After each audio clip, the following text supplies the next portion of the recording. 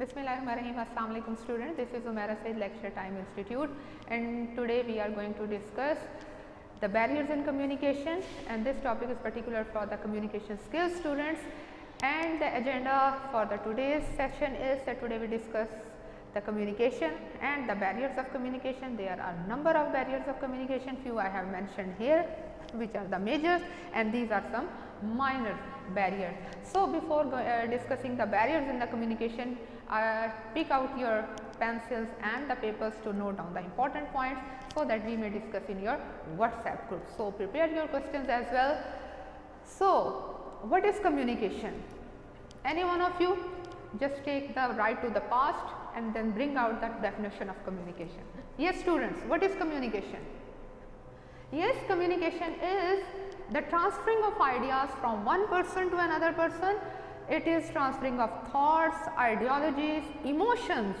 So, it is, as I mentioned before, that it is not a unilateral process, it is a bilateral process, and feedback is very much important.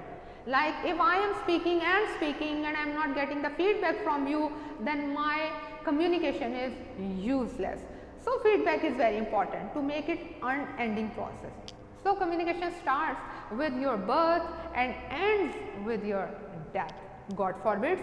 So, this is the communication. So, there are so many barriers which also create some hindrances, obstacles, or you may say deterrents in your communication, and these barriers can overcome, but let us discuss few of those barriers. I have mentioned student physical barriers. What are the physical barriers?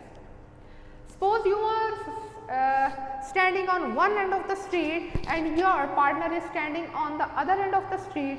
Because of the gap, because of the huge crowd, your voice is not being able to listen to another person, is a physical barrier. The physical barrier is the distance.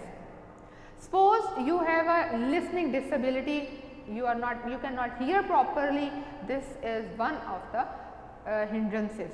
Maybe you want to talk to your partner, you want to talk to your friends, and because of the high volume of the television or the radio, you cannot listen the properly and answer the properly, that is physical disability.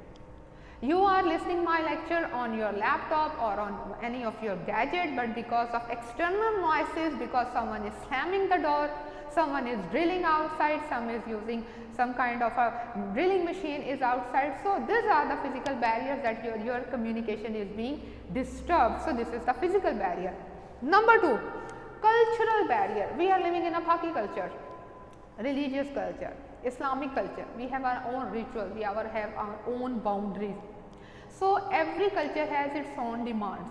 So, see that is why the people who are adopted or adapted the religious culture sometimes feel so disturbed when they move into the secular culture. So, that is how the people living in one province cannot feel feasible in another province. So, cultural differentiation sometimes may become the big deterrence in communication. Like the people from maybe from another province in Punjab feel uncomfortable in Punjab. So, this is we call the culture barrier. The language, yes students, the language is one of the basic obstacles. Many of us who are not familiar with the English language, when moved to those countries where the English is used as the first mother language, we feel uncomfortable because we cannot communicate our message. So, this is the language barrier. Sometimes people have low vocabulary, they cannot convey their message, sometimes their accent is so poor, sometimes they do not construct the sentences properly. So, this is the language barrier. If you are moving into the country where Arabic is the prime language, so you cannot communicate because you are unfamiliar with the Arabic language. So, this is the language barrier, which is a biggest obstacle as well. Emotional barrier. Students, if you are emotions, like if you are not feeling happy, you are under distress, you are not feeling good, so definitely anything which will be communicated by from the external sources will not have a better effect of you, and it is why most of the people when cannot communicate commit suicide. So, this is the psychological aspect that communication is very much important, because you always need an outlet, you always need another person, so that you feel lessen your burden. Gender barrier. Obviously students, the gender is one of the biggest obstacles because the women ways of thinking is entirely difficult from the boys ways of the thinking. The perceptions are always difficult and different. So that is why the gender communication and the gender barriers are always exist, and we cannot negate that. Organizational barrier. As in the lecture of communication, we discussed that the vertical communication, horizontal communication. In the vertical communication, we discussed the upward communication and the downward communication. And we discussed in so brief that if you are having an upward communication, definitely you will be interact with your bosses, but definitely you will be under the severe clutches. But in the downward communication, you will always under the observation. So every organization have their own scenario on adaptability regarding with the employees. They have their own policies, and sometimes organization culture also matters a lot, and they also become a deterrence in communication from one person to another person. Students, these are some minor barriers which I mentioned. So let us discuss it one by one. Time is also another barrier, like sometimes it is not easy for you to listen to my lecture on YouTube, because sometimes you are very much stuck with your own routine, with your house chores. So sometimes most of you, if you have are doing jobs, so you cannot listen to my lectures in during the job hours. So that it means the time sometimes becomes a barrier. Religion. Yes student, it is very controversial, but let me discuss that religious issues are sometimes more controversial, like you can the people you have on a different set of beliefs cannot interact with the people of another set of beliefs. So just conclude it here.